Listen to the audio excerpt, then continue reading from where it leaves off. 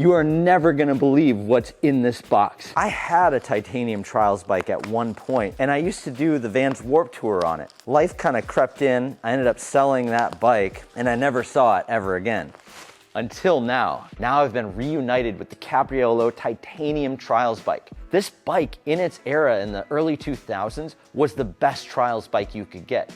There wasn't such a thing as street trials, there was just trials bikes in that era. So this bike could do everything.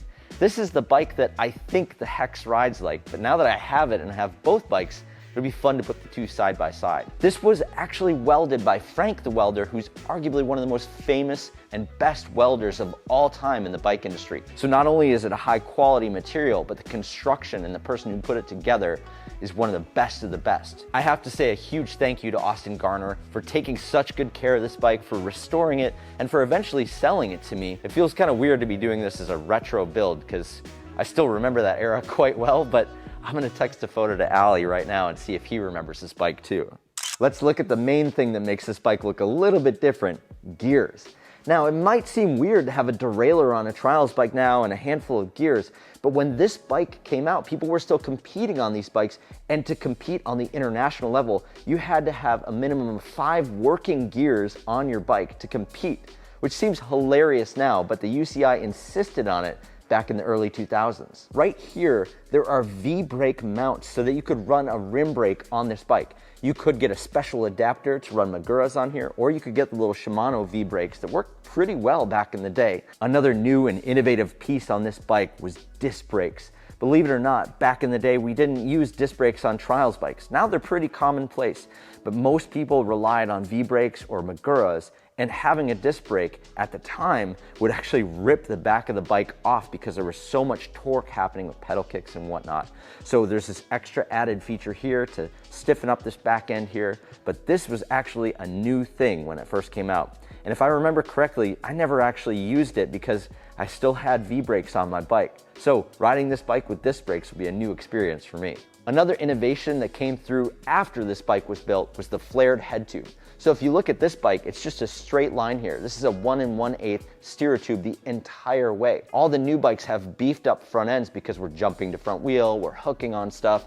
This bike didn't have that. It should be plenty strong because it's titanium and well built, but it's gonna be challenging to find replacement forks for this bike. This bike has been restored to an incredible level, but because this is now my bike, I'm gonna make a few more changes to make it feel a little bit more comfortable. And I have a feeling you know what the first change is gonna be. Much better. Now there are a handful of other bits and pieces on this bike that I want to change out. For example, there's no bash ring on here, and we've got kind of a dirt jump seat on here, so I want to make a few tweaks, maybe even put some stronger brakes on.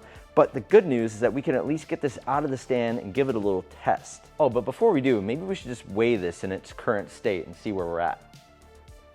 25 pounds, or about 11.4 kilos. Actually not that bad. I would have expected even a little bit heavier. And the good news is that we know we can drop weight off this bike by just making a few little tweaks to the component selection. So this bike is actually going to be in great shape once we get it fully up and running. Allie wrote back and said, looks like a bunny hop machine. And I think he's probably right. If I remember how I rode this bike back in the day, it was a lot of bunny hops and a lot of manuals. Now comes the moment I've been waiting for like 10 or 15 years. I haven't seen this bike, I haven't ridden this bike in over a decade, and I'm gonna finally be sort of reunited with this bike that I spent so much time riding. Having a trials bike with gears again reminds me of one thing I completely forgot about, and that was being able to hop up onto the front wheel, shift gears, and pedal to change the gear while you're on the front wheel. Actually, this would work really well for mountain biking as well. It's funny that I've completely forgot about this, but man, is it fun to shift gears on the front wheel.